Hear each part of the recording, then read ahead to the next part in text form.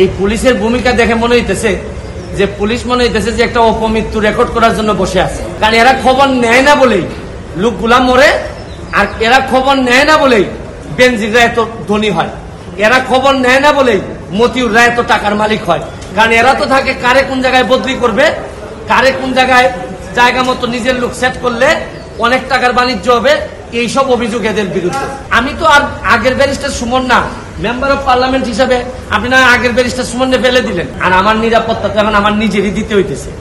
এখন রাষ্ট্রযন্ত্র, আমি এটা বুঝলাম না যে এই রাষ্ট্রযন্ত্র আসলে কি আদৌ আমার বাঁচায় রাখতে চায় কিনা। মানে আমাকে জিডি করতে হলো কেন? প্রশ্নটা হচ্ছে গিয়ে যে আমার থ্রেটটা তো আমি জানি না। গতকালকে আমি আমার জীবনের নিরাপত্তা চেয়ে শেরেবাংলানগর থানায় একটি জিডি করি। জিডির বিষয়টি হচ্ছে গিয়ে যে গত বৃহস্পতিবার সংসদে থাকাকালীন সময় আমার এলাকার যিনি অফিসার ইনচার্জ উনি আমার ফোন দিয়ে জানালেন যে স্যার আপনি একটু বাড়ি আসলে আপনার সাথে আমার একটু বসতে হবে, গুরুত্বপূর্ণ কথা আছে। তো শুক্রবারে আমি বাড়ি যাওয়ার পর উনি দুপুরবেলা আমাকে বললেন, আমাকে একটা মেসেজ দেখালেন যে উনাকে একটা লোক 2-3 দিন ফোন করার পর উনি যখন আমলে নিচ্ছিলেন না তখন উনারে একটা মেসেজ দেয় যে ওই লোকটা, অজ্ঞাতনামা লোকটা আমার সাথে দেখা করতে চায়, কথা বলতে চায়, দেখা করতে চায় না, কথা বলতে চায়। তো ওসি সাহেব আমলে নেননি। পরে যখন মেসেজটা দেখছেন যে মেসেজের মধ্যে আছে, দেখা যাচ্ছে যে একটা কন্ট্রাক্ট কিলার গ্রুপ যারা হায়ার করা হয়েছে তারা নাকি অ্যাক্টিভ, তার বক্তব্য অনুযায়ী। তো ওসি সাহেব আমারে উনার ফোন দিয়ে ওই অজ্ঞাতনামা ব্যক্তির সাথে ফোনে ধরাই দিল। আমি কথা বললাম, কথা বলার পর যে জিনিসটা ওরা জানাইলো আমাদেরকে, ওই অজ্ঞাতনামা ব্যক্তি সে নিজেকে আইডেন্টিফাই করতে চায় না, সে তার অ্যাড্রেস বলতে চায় না। সে বলে যে আমি নিজেও ওই কিলার গ্রুপের মেম্বার ছিলাম, যখন আপনার নামটা আসছে আপনাকে হত্যা করতে হবে, তখন আমি বলছি যে না আমি এটা পারবো না। কারণ উনি ওই লোকটা সিলেটি, পুলিশের ঊর্ধ্বতন কর্মকর্তা যারা আছেন তাদের সাথে আমি কথা বলি। তো এরপরে আমি জিডিটা আমি গতকালকে করছি। কিন্তু আমার যে জায়গাটাতে প্রশ্ন হচ্ছে, দেখেন আমি একজন মেম্বার অফ পার্লামেন্ট, পুলিশ যখন আমার এলাকার ওসি সাহেব যখন জানলেন কোন একটা মারফতে যে আমার একটা লাইফ রিস্ক আছে, তখনই কিন্তু উচিত ছিল যে উনি এসপি সাহেবের সাথে আলাপ করবেন, ডিআইজি সাহেবের সাথে আলাপ করবেন। মানে আমাকে জিডি করতে হলো কেন?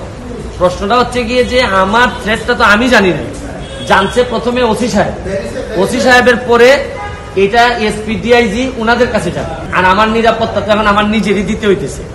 এখন রাষ্ট্রযন্ত্র, আমি এটা বুঝলাম না যে এই রাষ্ট্রযন্ত্র আসলে কি আদৌ আমার বাঁচায় রাখতে চায় কিনা। কারণ হচ্ছে কি আমি যাকে জিডি করতেছি পুলিশ ডিপার্টমেন্ট, সেই তো আগে জানছে আমার আগে। এই পুলিশের ভূমিকা দেখে মনে হইতেছে যে পুলিশ মনে হইতেছে যে একটা অপমৃত্যু রেকর্ড করার জন্য বসে আছে, যে আচ্ছা একটা মৃত্যু হয়েছে, নাইলে এই পর্যায়ে যাবে কেন। আমি কি করতেছি না করতেছি সব পুলিশ এবং এনফোর্সমেন্ট এজেন্সির নখদর্পণে থাকবে। কারণ এরা খবর নেয় না বলেই লোকগুলা মরে, আর এরা খবর নেয় না বলেই বেনজিররা এত ধনী হয়, এরা খবর নেয় না বলেই মতিউররা এত টাকার মালিক হয়। কারণ এরা তো থাকে কারে কোন জায়গায় বদলি করবে, কারে কোন জায়গায় জায়গা মতো নিজের লোক সেট করলে অনেক টাকার বাণিজ্য হবে, এইসব অভিযোগ এদের বিরুদ্ধে।